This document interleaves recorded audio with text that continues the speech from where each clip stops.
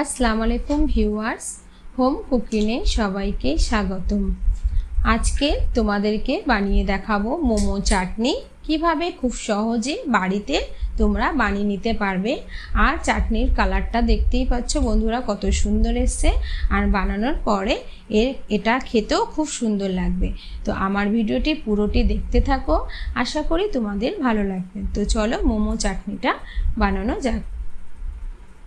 সবার প্রথমে মোমো চাটনি বানানোর জন্য এখানে 10 থেকে 12টা শুকনো লঙ্কা নিয়ে নিচ্ছি একটা টমেটো, 2টো রসুনের কোয়া আর একটা লেবু নিয়ে নিচ্ছি। এরপর শুকনো লঙ্কার বোটাগুলো ছাড়িয়ে দানাগুলো সব বের করে নিচ্ছি একটা ছুরির সাহায্যে। এইভাবে দানাগুলো বের করে নিলে খুব সুন্দর লাগবে খেতে।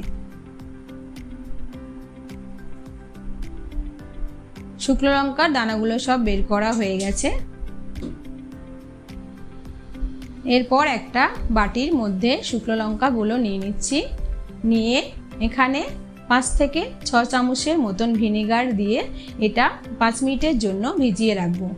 এর ফলে এটা খুব নরম হয়ে যাবে আর পেস্ট করতেও ভালো হবে। এরপর গ্যাস জ্বালিয়ে ছুরির আগার মধ্যে টমেটোটা নিয়ে পুড়িয়ে নিচ্ছি। আমি এই চাটনিটা পুরোপুরি এইভাবে সবকটা জিনিসটাকে পুড়িয়েই আমি চাটনিটা বানাবো। টমেটো পোড়ানো হয়ে যাবার পরে একই পদ্ধতিতে রসুনের কোয়া 2টো পুড়িয়ে নিচ্ছি।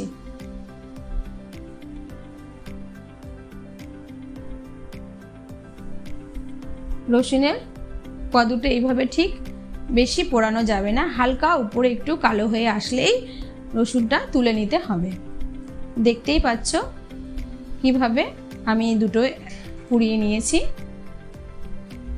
এরপর যে পোড়ানো টমেটোর যে কালো ছালটা আমি আস্তে আস্তে তুলে নিচ্ছি। পোড়া ছালটা এভাবে হাত দিয়ে পরিষ্কার করে নিচ্ছি। ওই একই পদ্ধতিতে রসুনের উপরে যে পোড়া ছালটা ছিল সেটাও তুলে নিচ্ছি।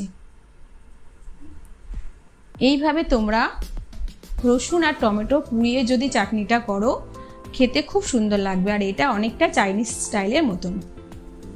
এরপর সবগুলো একসঙ্গে একটা প্লেটে নিয়ে নিচ্ছি। হাফ লেবু নিয়ে নিয়েছি।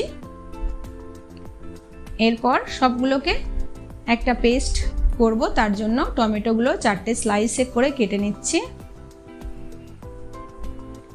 ওর মধ্যে দিয়ে দিচ্ছি 2টো রসুনের কোয়া পোড়ানো, আর যে ভিনেগার শুকনো লঙ্কা দিয়ে ভিজিয়ে রেখেছিলাম সেটা পুরোটা দিয়ে দিচ্ছি।